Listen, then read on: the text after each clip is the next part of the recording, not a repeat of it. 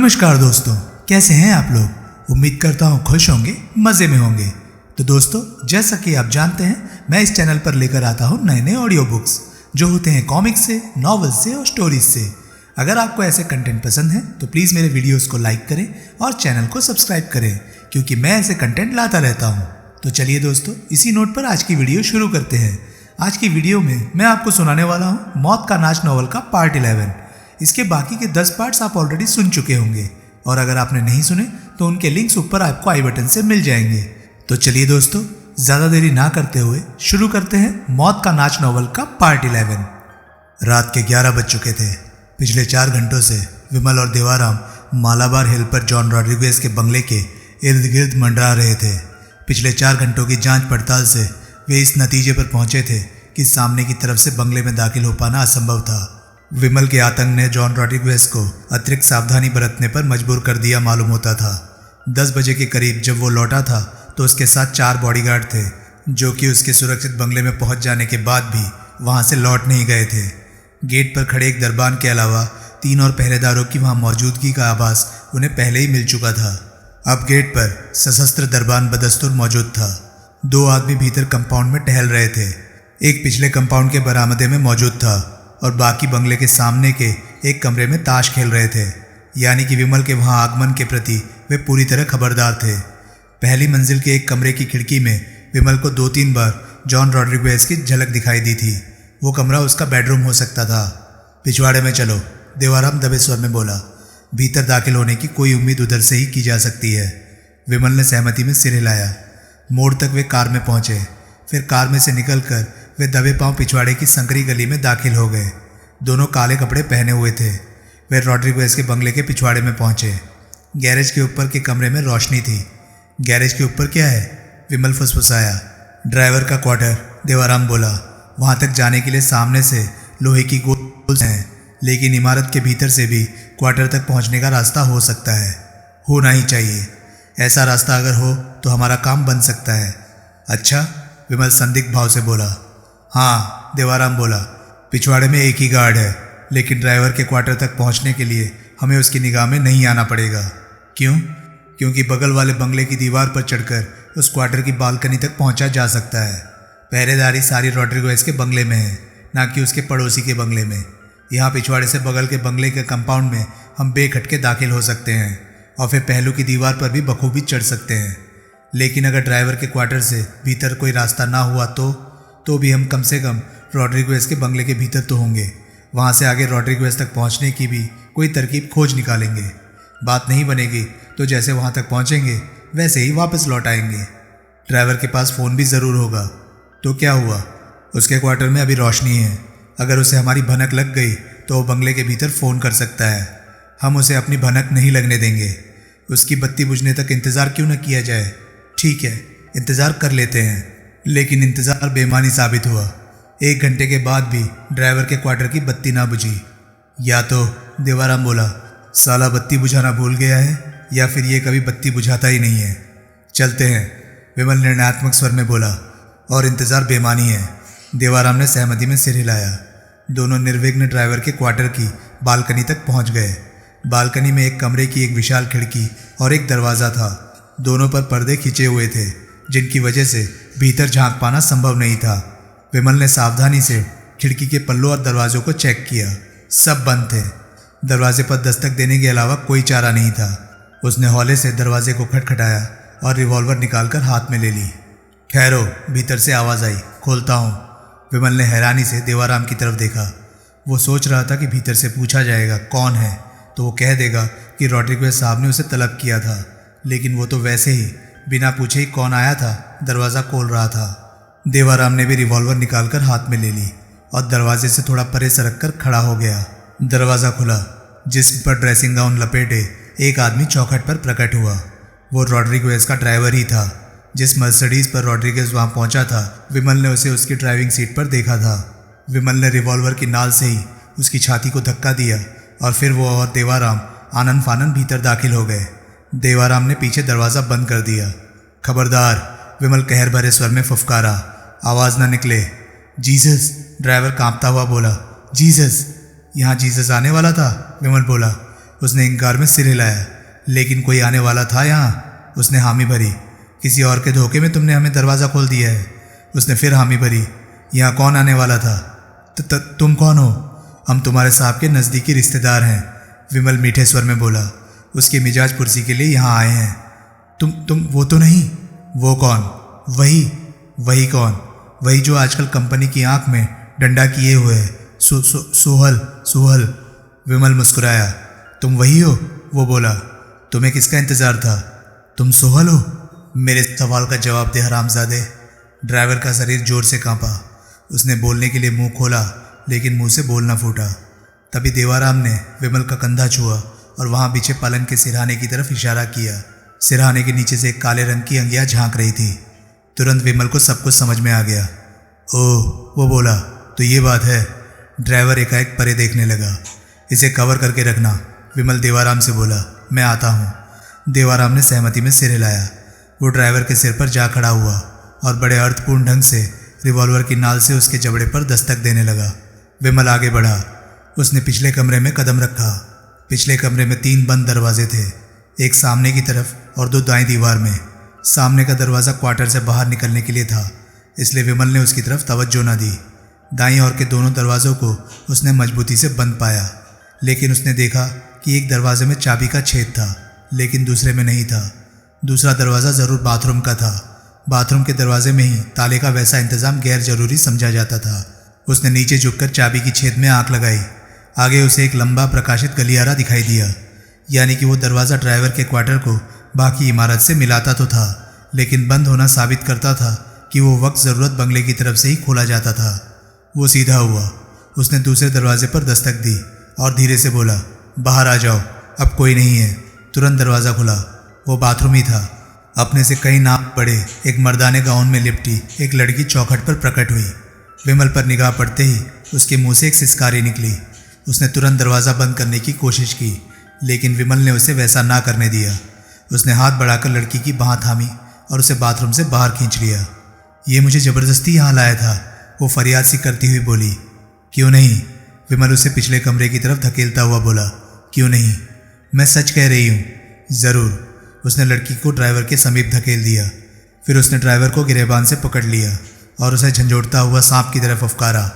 1 second में बोलो, क्या माजरा है? कौन आने वाला था यहाँ? खान। वो थर थर काँपता हुआ बोला। खान? कौन खान? खान सामा? इसी लड़की की वजह से? हाँ। तुम दोनों ने एक लड़की का इंतज़ाम किया था? हाँ। ये मुझे ज़बरदस्ती यहाँ लाया था, लड़की बड़े दयनीय स्वर में बोली। Shut up. लड़की सहम कर चुप हो गई। खान सामा ने यहाँ कब आना था? विमल ने पूछा। अब तक उसे आ जाना चाहिए था, ड्राइवर बोला। श्श, एकाएक देवाराम बोला। विमल खामोश हो गया। बाहर लोहे की सीढ़ी पर किसी के भारी कदम पड़ रहे थे। एक क्षण बाद दरवाजे पर दस्तक हुई। पूछो कौन है? विमल ड्राइवर के कान में बोला। कौन? ड्राइवर बोला। मैं। बाहर से आवाज़ आई। अहमद। खान सामा है? विमल बोला। हाँ, ड्राइवर बोला। उसे भीतर बुलाओ, कोई शरारत की तो गोली मार देंगे। उसने सहमति में सिर हिलाया। विमल और देवाराम दरवाजे के दाएं बाएं हो गए। ड्राइवर ने आगे बढ़कर दरवाज़ा खोला। ड्राइवर के ही हम उम्र आदमी ने भीतर कदम रखा। विमल ने पीछे से उसे सामने धक्का दे दिया और दरवाज़ा बंद कर दिया। वो घूमा।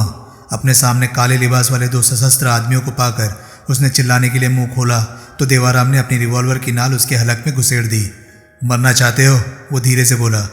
उसने आतंकित भाव से इनकार में सिर हिलाया। आतंक से उसकी आंखें फटी रह गई थी। हमारे पास, देवाराम बोला, आसान तरीका यह है कि हम तुम सबको सूट कर दें। मैं बेकसूर हूँ, लड़की ने आंतरनाद किया। ये मुझे ज़बरदस्ती। चुप। विमल आंखें निकाल कर बोला। आवाज़ ना निकले। वो फिर खामोश हो गई। लेकिन, देवाराम बोला, क्योंकि हमारी नौकरों चाकरों से कोई अदावत नहीं, इसलिए हम तुम्हारी जान बख्शी कर सकते हैं। मेहरबानी होगी साहब, खान सामा गिड़गिड़ाया। ठीक है, देवाराम बड़ी दयानतदारी से बोला। समझ लो तुम्हारी जान बच गई। उसने अपनी जेब से सिल्क की एक पतली डोरी निकालकर ड्राइवर की तरफ उछाल दी। दोनों की मुस्कें कस दो और मुंह में कपड़ा ठूस दो। ड्राइवर तुरंत आगे बढ़ा। खान साहब ने कोई एतराज़ नहीं किया। लड़की का एतराज़ विमल की एक घुड़की ने ख़त्म कर दिया। कुछ ही क्षणों में लड़की पलंग पर और खान साहब फर्श पर बंधा पड़ा था। फिर विमल ड्राइवर की तरफ बढ़ा। एक बात बता दो, ड्राइवर गिड़गिड़ाता हुआ बोला। क्या? तुम साहब का क्या करोगे?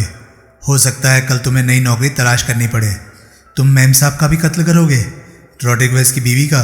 हाँ। नहीं, फिर मुझे नई नौकरी नहीं तलाश करनी पड़ेगी।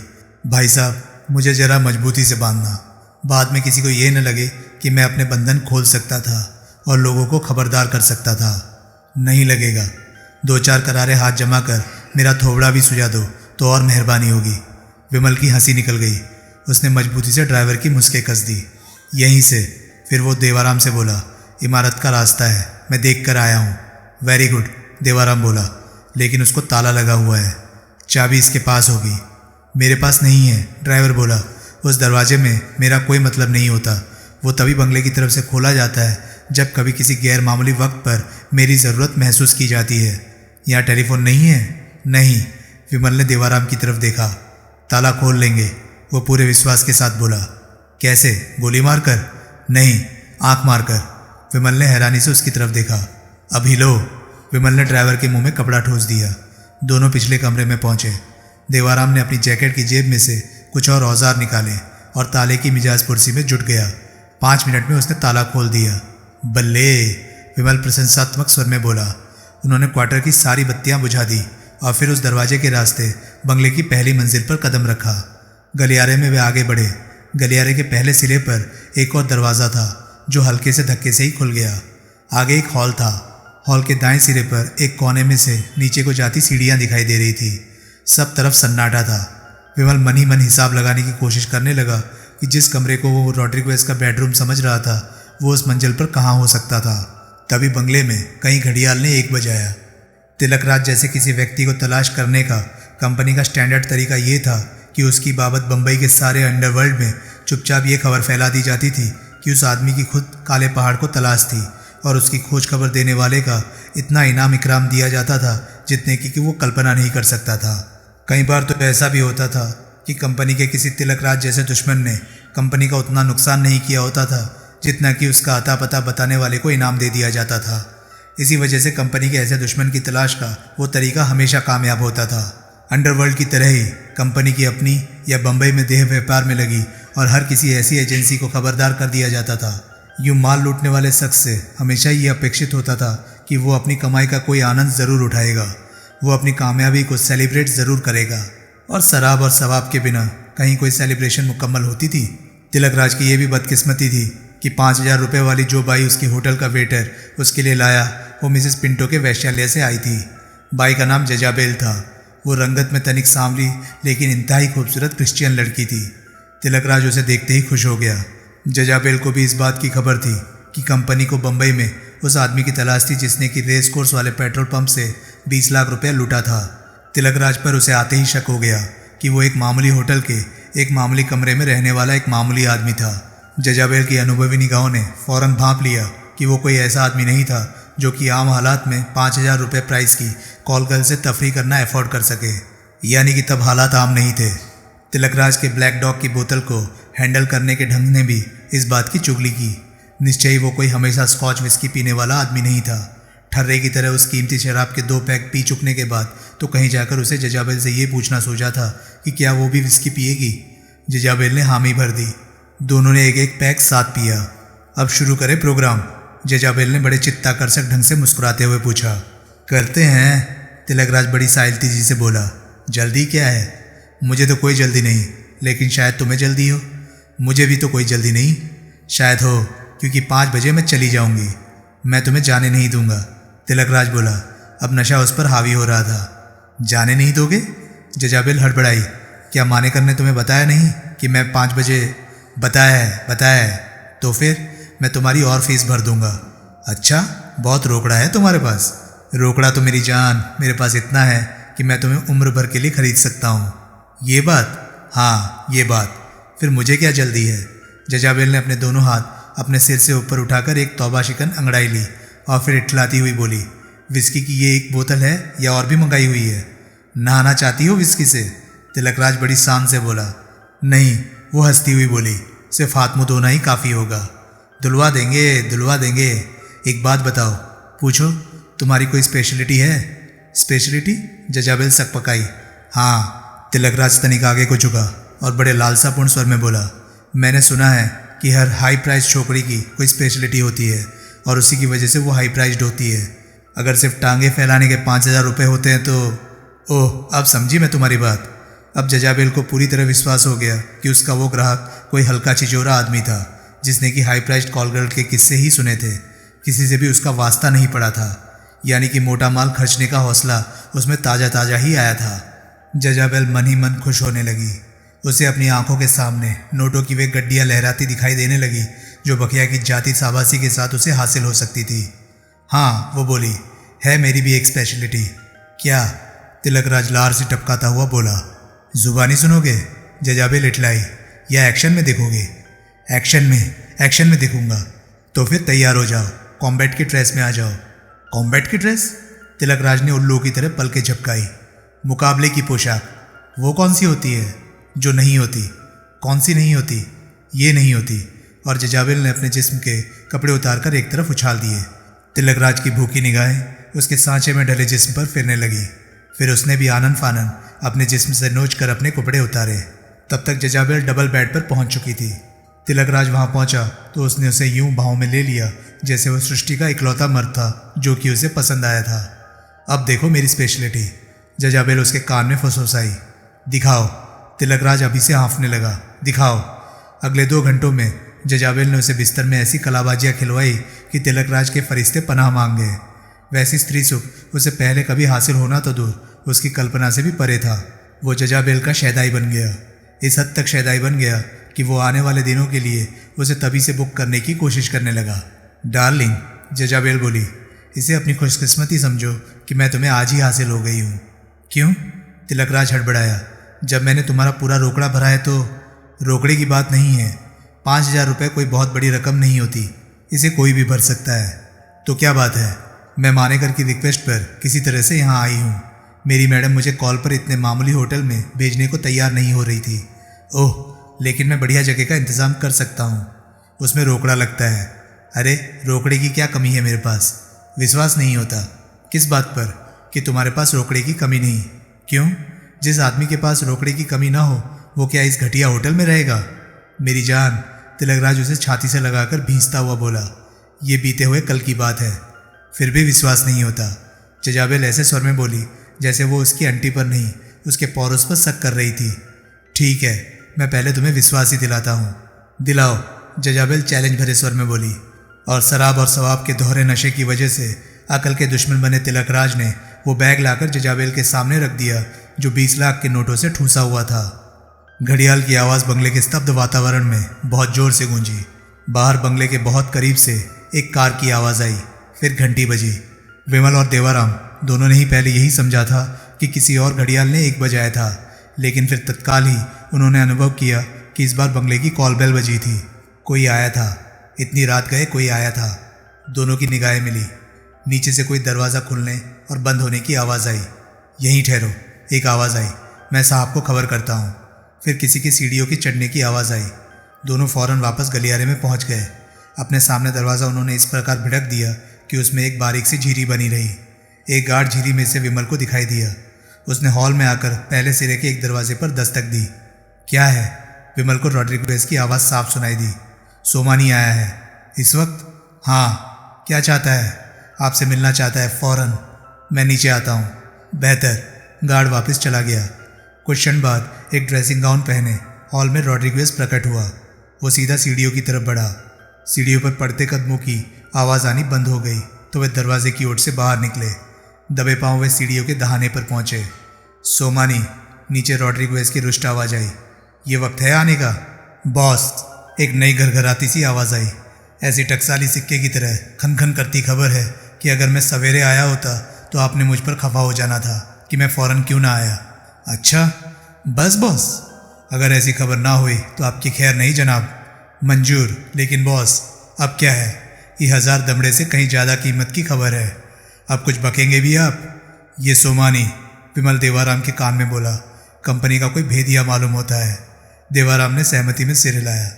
बॉस, एकाएक सोमानी के स्वर में रहस्य का पुट आ गया और वो इतना धीमा हो गया कि उसकी आवाज़ बड़ी कठिनाई से पहली मंजिल तक पहुंच पाई। बॉस, मेरे को मालूम है शांताराम के भाई कहाँ छुपे हुए हैं। देवाराम बुरी तरह से चौंका। विमल ने उसका कंधा दबाकर उसे आश्वासन दिया और उसे खामोश रहने का इशारा किया। सच कह रहे हैं आप? रॉड्रिगेज की आवाज़ आई। एकदम सच कह रहा हूँ बॉस, आज तक मेरी लाई कोई खबर कभी गलत हुई है? फिर तो समझ लीजिए कि आपका डबल इनाम पक्का। डबल बस? अच्छा अच्छा, आज आप यहाँ से खुश होकर जाएंगे, बहुत खुश होकर जाएंगे, उम्मीद से ज़्यादा खुश होकर जाएंगे। Thank you boss. कहाँ हैं वे हरामजादे? बॉस, वे वर्सोवा में मछुआरों की बस्ती के एक मकान में छुपे हुए हैं। इस वक्त वे वहीं हैं। हाँ लेकिन बॉस, हाँ वो सरदार वहाँ नहीं है। सोहल वहाँ नहीं है? हाँ, वहाँ सिर्फ शांताराम के 2 भाई हैं। मैंने बहुत इंतज़ार किया लेकिन सोहल या बाकी के 2 भाई वहाँ लौटकर नहीं आए। आपने वहाँ किसी को निगरानी पर छोड़ा है? नहीं। क्यों? मैंने ज़रूरत नहीं समझी। मकान में मौजूद दोनों भाइयों के गहरी नींद सो चुकने के बाद ही मैं वहाँ से टला था। आपकी गैरहाजिरी में सोहल वहाँ पहुँच सकता है। वो वहाँ पहुँचेगा तो अब इतनी रात गए कहाँ जाएगा बॉस? कुछ क्षण खामोशी रही। हम अभी वर्सोवा चल रहे हैं। एकाएक रॉड्रिगेज का ऋणात्मक स्वर सुनाई दिया। मैं कपड़े बदल कर आता हूँ। विमल और देवाराम तुरंत सीढ़ियों के पास से हट गए। वे लपक कर उस दरवाजे के सामने पहुंचे जिसमें से उन्होंने रॉड्रिगेज को बाहर निकलते देखा था। देवाराम ने दरवाजे को धक्का दिया। वो बेडरूम ही था। दोनों भीतर दाखिल हुए। वहाँ पीछे विशाल पलंग पर संपूर्ण नग्नावस्था में रॉड्रिगेज की नौजवान बीवी लेटी हुई थी। लगता था रॉड्रिगेज को बड़ी नाजुक हालत में अपनी नौजवान बीवी का पहलू छोड़कर बाहर जाना पड़ा था। अपने पति के स्थान पर 2 अन्य व्यक्तियों को भीतर कदम रखता पाकर उसके मुंह से एक आश्चर्य और आतंक भरी सिसकारी निकली। फिर बिजली की फुर्ती से पलंग के पायतान का कंबल उसने अपने ऊपर खींच लिया। देवाराम पलक झपकते उसके सिर पर पहुंच गया। खबरदार, वो बड़े हिंसक स्वर में बोला। आवाज़ ना निकले। उसने सहमति में सिर हिलाया। उसकी आंखें बड़े आतंकित भाव से उसकी कटोरियों में फिरी। हमारी तुमसे कोई अदावत नहीं है, विमल धीरे से बोला। इसलिए अपनी जान की सलामती चाहते हो तो उठकर बाथरूम में चली जाओ। तुम?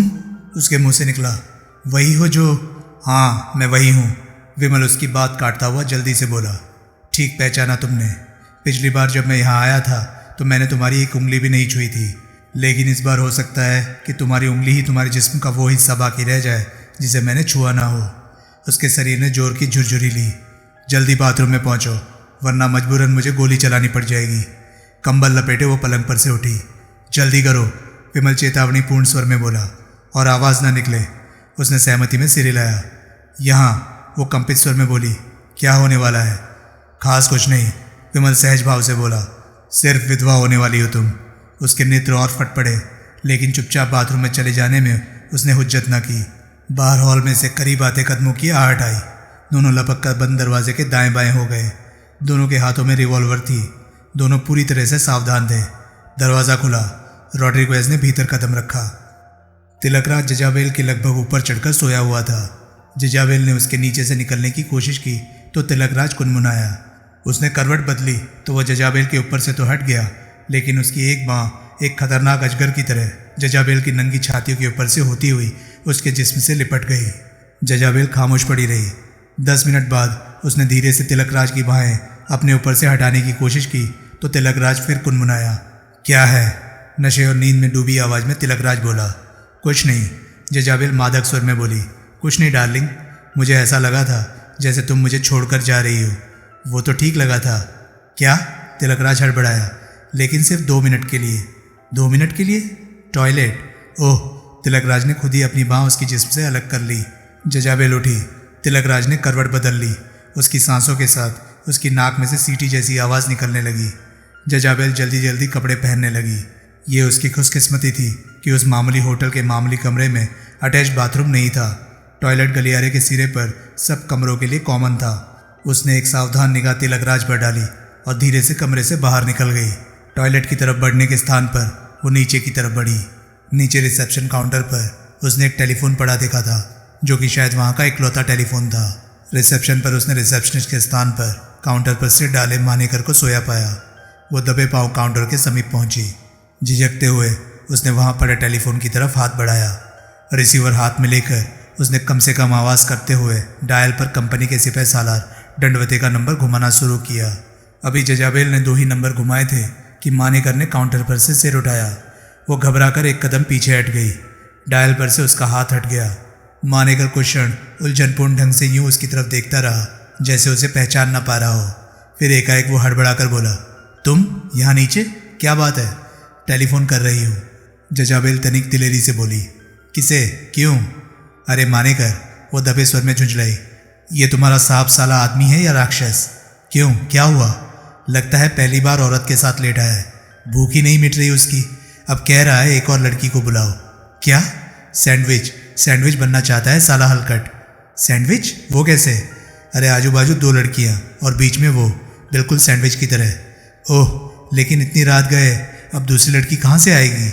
आ जाएगी, जास्ती रोकड़े में आ जाएगी, मेरे बुलाए आ जाएगी। लेकिन भाई, मेरी कमीशन का क्या होगा? तुम्हारी कमीशन तुम्हें मिल जाएगी। फिर क्या वांदा है, लगाओ फ़ोन। जजाबेल की हिम्मत बंध गई। उसने लाइन काटकर फिर से नंबर डायल किया। दूसरी तरफ घंटी बजने लगी। कुछ क्षण बाद किसी ने फ़ोन उठाया और झुंझलाए स्वर में पूछा, कौन है? क्या है? जजाबेल। कौन Jezebel? Hotel Vishal, room number 105, Chinchpokli railway station के सामने, चौराहे के पास। ओके, क्या बकती है? क्या है वहाँ? बकरा, तुम्हारे काम का, लेकिन फ़ौरन आने का है, अंडरस्टैंड? और जजाबेल ने रिसीवर क्रैडल पर पटक दिया। वहाँ से जाने को वो घूमी तो माने का धीरे से बोला, भाई। क्या है? जजाबेल बोली, एक बात बोलने का है। बोलो। कमीशन के बदले में कभी अपन को भी एक राइड मारने का मौका दो ना। क्या? जजाबेल आंखें निकाल कर बोली। क्या बोला? कुछ नहीं, वो हड़बड़ाया। अपन कुछ नहीं बोला। कुछ कैसे नहीं बोला? कुछ तो बोला। अरे कुछ नहीं बोला भाई, अपन यूं ही नींद में बड़बड़ाया। जजाबेल ने आखिरी बार आंखें तरेर कर उसे देखा और फिर सीढ़ियाँ चढ़ गई। वो कमरे में पहुंची तो उसने तिलकराज को पूरी तरह से जगा पाया। वो हड़बड़ाई, फिर उसने जबरन मुस्कुराते हुए अपने पीछे दरवाजे को बंद किया और जल्दी जल्दी अपने कपड़े उतारने लगी। क्या बात है? तिलकराज संदिग्ध भाव में बोला। टॉयलेट में इतनी देर लगा दी? सॉरी डार्लिंग, वो अपने स्वर में मत घोलती हुई बोली।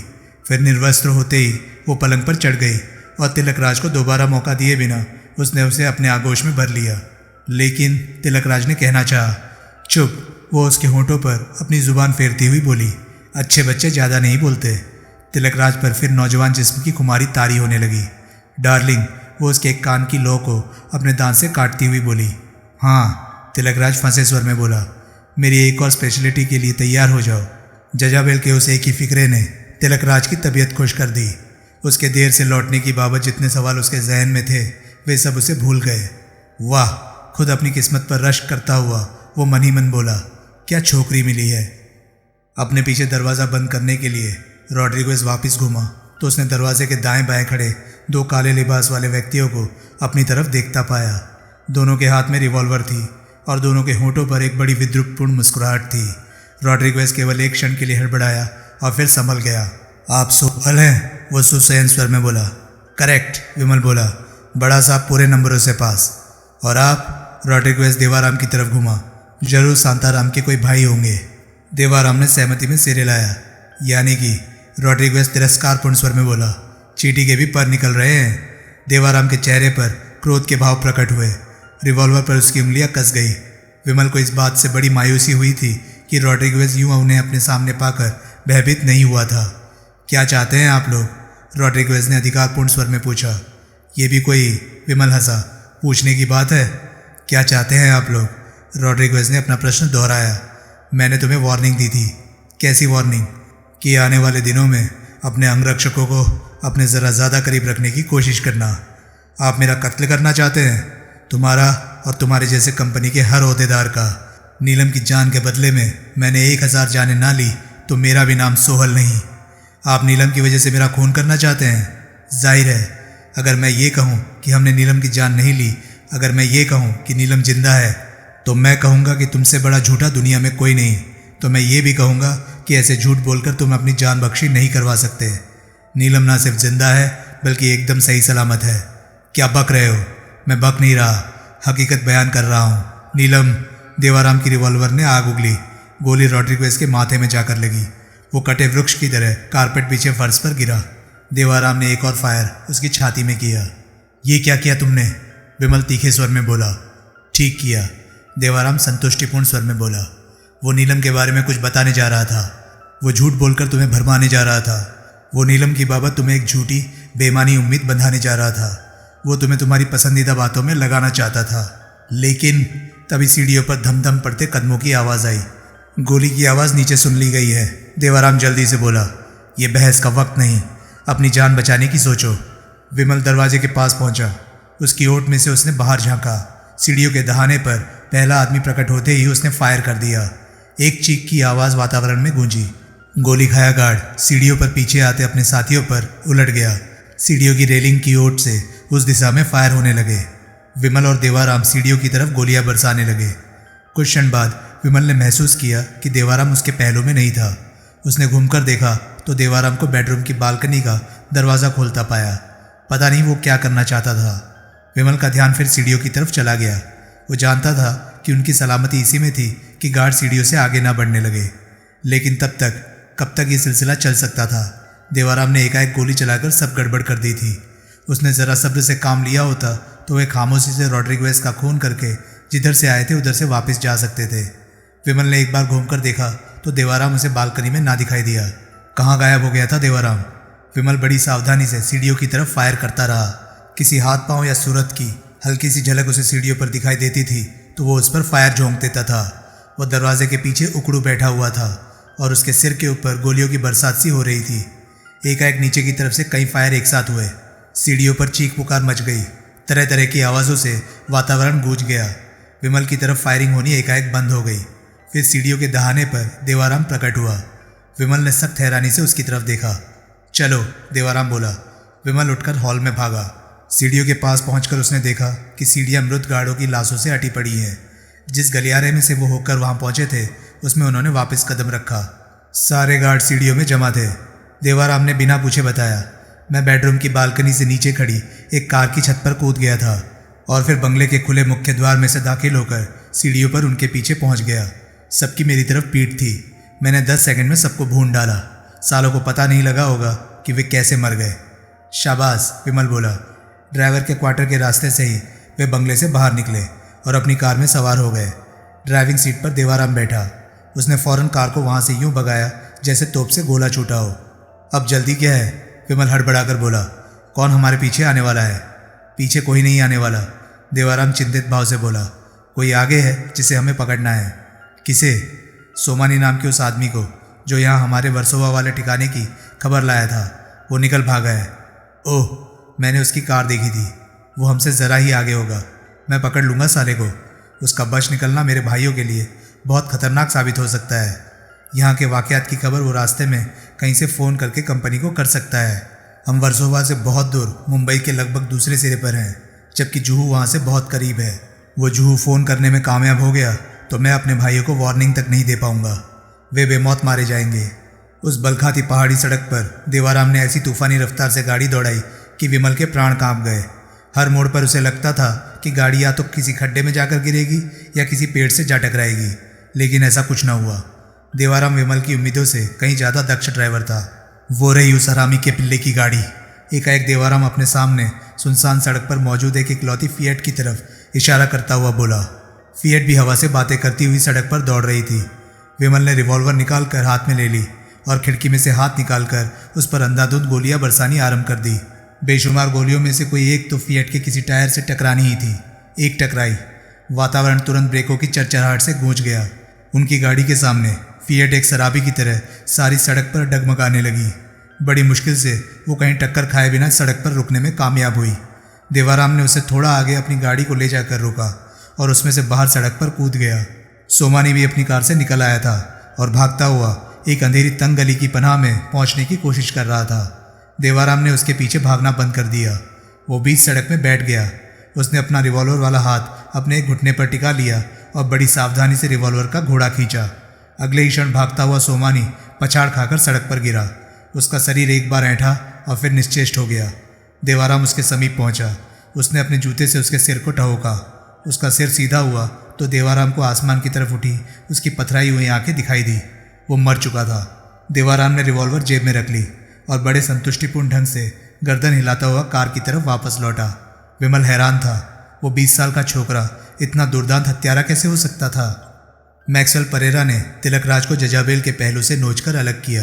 जजाबेल ने शांति की एक लंबी सांस ली। वो पलंग पर से उठी और बड़े निर्विकार भाव से अपने कपड़े पहनने लगी। तिलकराज ने जजाबेल का वो मूड देखा तो वो पलक झपकते ही समझ गया कि सारा किया धरा उसी का था। हरामजादी, वो नफरत भरे स्वर में बोला। धोखेबाज। परेरा ने उसे अपने साथ आए प्यादों के बाहों में धकेल दिया। स्पेशलिटीज का बहुत शौक था ना तुम्हें? जजाबेल व्यंग्यपूर्ण स्वर में बोली। डार्लिंग, ये भी मेरी एक स्पेशलिटी है, जरा इसका भी आनंद लो। कमीनी कुतिया। एक प्यादे ने उसकी पसलियों में एक वजनी घूंसा रसीद किया। माल कहाँ है? परेरा ने पूछा। जजाबेल के कमरे की इकलौती अलमारी की तरफ संकेत पर परेरा ने नोटों से भरा बैग वहां से बरामद कर लिया। Sorry sweet heart. जजाबेल की तरफ देखकर वो मुस्कुराया और खेदपूर्ण स्वर में बोला, मैं गहरी नींद से जागा था, इसलिए तुम्हारी बात जरा देर में समझा था। शुक्र है खुदा का, जजाबेल बोली, कि समझे तो सही। परेरा फिर मुस्कुराया। जजाबेल परेरा को कंपनी के एक ओहदेदार के रूप में जानती थी, लेकिन मैंने तो दंडवते को फ़ोन किया था, वो बोली। फ़ोन मैंने सुना था। तुमने? हाँ, वो तनिक गर्वपूर्ण स्वर में बोला। आजकल कंपनी का सिपहसालार मैं हूँ। अच्छा, दंडवते को क्या हुआ? वो गायब है, हो सकता है उसका कत्ल हो गया हो। ओह, मैं तुम्हारे नाम से वाकिफ़ नहीं था, लेकिन इत्तेफाक से मेरा एक प्यादा तुम्हारे नाम से वाकिफ़ था और वो तुम्हारे टेलीफोन कॉल के वक्त मेरे पास मौजूद था। उसने मुझे बताया कि तुम कौन हो, तो मैं फ़ौरन समझ गया था कि असल में क्या माजरा था। मैं आंधी तूफान की तरह यहाँ पहुँचा हूँ। Very good. उसने एक निगाह तिलकराज पर डाली। देख लो, मैंने गलत नहीं कहा था। बकरा तुम्हारे काम का है, बहुत ज़्यादा काम का है। ये कहते हुए परेरा प्यादों के बीच नंग धड़ंग तिलकराज के पास पहुंचा। तिलकराज परेरा को नहीं जानता था, लेकिन उसे अपने आप को कंपनी का सिपहसालार बताते जानकर वो भय से थरथर कांपने लगा था। ये, परेरा उसे नोटों से भरा बैग दिखाता हुआ बोला। पेट्रोल पंप की सेफ का माल है। तिलकराज के मुंह से बोलना फूटा। वो जल्दी जल्दी सहमति में सिर हिलाने लगा। कितना निकाला? 10,000। कपड़े पहन। थरथर कांपता तिलकराज दो प्यादों की मदद से बड़ी मुश्किल से कपड़े पहन पाया। रॉड्रिगेज के बंगले पर मचे कत्लेआम की खबर बखिया तक लगभग फौरन ही पहुंच गई। गोलियों की आवाज़ आनी बंद होते ही रॉड्रिगेज की नौजवान बीवी बाथरूम से निकल आई थी। उसने अपने पति को बेडरूम के फर्श पर मरा पाया। उसने सीढ़ियों को गार्डों की लाश से हटा पाया। उसने फौरन कंपनी को फ़ोन किया। रॉड्रिगेज के कत्ल की चोट बखिया पर बहुत भारी गुजरी। यही गनीमत थी कि वो क्रोध से पागल न हो गया। आखिर रॉड्रिगेज उसका दायां हाथ था और वो उसे औलाद की तरह अजीज था। सोहल ने उसका दायां हाथ काट डाला था। सोहल ने उसे बेऔलाद कर दिया था। सोहल, सोहल, बखिया ने मुट्ठियां भींचते हुए दांत किटकिटाए। क्रोध में उसने अपने बाल नोच डालने में कसर न छोड़ी। उस वक्त अगर सोहल उसके हाथ में आ जाता तो वो अपने खाली हाथों से ही उसका सुरमा बना देता। बखिया के गुस्से और बेबसी के उस मूड ने बड़ा ड्रामाई रुख अख्तियार किया। अगली सुबह जीवाराम की लाश चैम्बूर में उसके घर के सामने के एक बिजली के खंभे के साथ लटकी पाई गई। लाश के गले में एक गत्ता लटका हुआ था, जिस पर जीवाराम के ही खून से मोटे मोटे अक्षरों में लिखा था, 2 गए, बाकी बचे 3। उस रोज सुबह सवेरे पुलिस कमिश्नर की मौजूदगी में नीलम का आमना सामना करवाया गया। ये सोहल की सहेली है। घूर पड़े आग्नेय नेत्रों से नीलम को घूरता हुआ निसंकोच बोला। पक्की बात? कमिश्नर बोला। एकदम पक्की बात कमिश्नर साहब। डोगरा साहब के कत्ल में सोहल के साथ ये हरामजादी भी शरीक थी। खबरदार, गाली नहीं, गाली नहीं। माफ़ी देना साहब, तुम सोहल को जानते पहचानते हो? तब नहीं पहचानता था जब वो डोगरा का पता जानने की नीयत से इसे रोजी बनाकर और खुद कालीचरण बनकर मेरे पास आया था। लेकिन अब जानता हूँ कि वो कालीचरण और कोई नहीं, मशहूर इश्तिहारी मुजरिम सरदार सुरेंद्र सिंह सोहल था और ये उसके साथ थी। तुमसे पहचान में कोई भूल तो नहीं हो रही? सवाल ही नहीं पैदा होता साहब। कमिश्नर ने एक हवलदार की तरफ इशारा किया। हवलदार घोरपड़े को वहाँ से ले गया। घोरपड़े नीलम को यूं घूरता हुआ वहाँ से विदा हुआ कि अगर निगाहों से किसी का कत्ल करना मुमकिन होता तो नीलम कब की मर चुकी होती। अब बोलो। कमिश्नर नीलम की तरफ आकर्षित हुआ। मैं क्या बोलूँ? नीलम बोली। कुछ तो बोलो। जब आप ही इतना अच्छा बोल रहे हैं तो मेरे बोलने की ज़रूरत ही कहाँ है? तुम अब भी इनकार करती हो कि तुम सोहल की सहयोगिनी हो। कौन सोहल? देखो, इतनी ढिठाई अच्छी नहीं तो कितनी ढिठाई अच्छी है। कमिश्नर ने कहर भरी निगाहों से उसकी तरफ देखा। नीलम परे देखने लगी। तुम कहीं ये तो नहीं समझ रही हो कि सोहल तुम्हें यहाँ से छुड़ा कर ले जाएगा? नीलम ने उत्तर ना दिया। अगर ऐसी कोई उम्मीद तुम्हारे मन में पनप रही है तो उसे निकाल दो।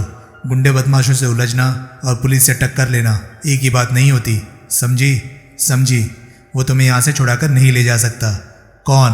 सोहल। और कौन? तुम्हारा साथी। मैं किसी सोहल को नहीं जानती। कमिश्नर ने अपना माथा पीट लिया। वागले ने बिजली के खंभे के साथ लटकी जीवाराम की लाश देखी। वो उसकी तरफ बढ़ा तो उसने पाया कि वो दर्जनों निगाहों में था। उसने लाश के पास न फटकने में ही अपना कल्याण समझा। उसी ने पुलिस को फ़ोन किया। पुलिस घटनास्थल पर पहुंची और फिर खंबे पर से जीवाराम की शत विक्षत लाश उतारी गई। लाश को पुलिस ले गई और मायूस होकर कंपनी के वो प्यादे भी वहां से टल गए जो लाश के माध्यम से शांताराम के भाइयों का मौजूदा ठिकाना मालूम होने की उम्मीद में वहां की निगरानी कर रहे थे। वह अगले वर्सोवा पहुंचा। उसने जीवाराम की नृशंस हत्या की खबर उसके भाइयों को सुनाई। उस खबर ने तीनों भाइयों को हिलाकर रख दिया। वो बखिया की शक्ति और सामर्थ्य की अपने आप में बहुत बड़ी दस्तावेज थी। सिर पर कफन बांध लो भाइयों, तुकाराम ने घायल शेर की तरह चित्कार किया। अब हमें बखिया से खुलकर दो दो हाथ करने से भी गुरेज नहीं। अब हम छुप कर नहीं बैठने वाले। अब हम या तो बखिया की जान ले लेंगे या अपनी जान दे देंगे। बालेराम और देवाराम ने उसके सिंहनाद का अनुमोदन किया, लेकिन विमल खामोश रहा। जीवाराम की मौत का उसे भी कम अफसोस नहीं हुआ था। हम बखिया के हेडक्वार्टर पर हमला करेंगे, तुकाराम बोला। हम, विमल ने विशेष तौर से हम का प्रयोग किया ताकि वे उसे अपने से बाहर न समझे। बखिया के पास भी नहीं फटक पाएंगे। लेकिन बालेराम आवेशपूर्ण स्वर में बोला, बखिया की मौत ही हमारे भाई की मौत का बदला बन सकता है। यकीनन, विमल बोला, लेकिन बखिया यूं नहीं मरने वाला। यूं बखिया के हेडक्वार्टर पर आक्रमण करना आत्महत्या के समान होगा। हमने उसके 10-20 आदमी हलाक कर भी दिए तो क्या हुआ? बखिया के पास क्या आदमियों की कमी है? लेकिन अगर हम बखिया के पास ना फटक पाए तो ऐसा कोई कदम उठाने का क्या फ़ायदा होगा? तो क्या करें हम? हाथ पर हाथ रखकर बैठे रहें? हरगिज़ भी नहीं। लेकिन हमें आवेश से नहीं, युक्ति से काम लेना चाहिए। युक्ति? हाँ, वैसे ही जैसे हमने रॉड्रिगेज का काम तमाम करने के लिए युक्ति से काम लिया था। लेकिन कोई युक्ति सोचने के लिए दिमाग पर जोर देने की नौबत ना आई। युक्ति की जगह उन्हें तैयार माल मिल गया। तो दोस्तों, ये था मौत का नाच नॉवल का पार्ट 11। आपको ये पार्ट कैसा लगा? प्लीज़ अपनी राय कमेंट सेक्शन में मुझे ज़रूर बताएं। और हाँ, अगर आपको वीडियोस पसंद आ रहे हैं तो प्लीज़ उन्हें लाइक करें और चैनल को सब्सक्राइब करें, क्योंकि मैं ऐसे कंटेंट लाता रहता हूँ। तो चलिए दोस्तों, मैं मिलता हूँ अब आपसे अगली वीडियो में। तब तक के लिए नमस्कार, गुड बाय। सेफ रहिए, खुश रहिए, मज़े करिए।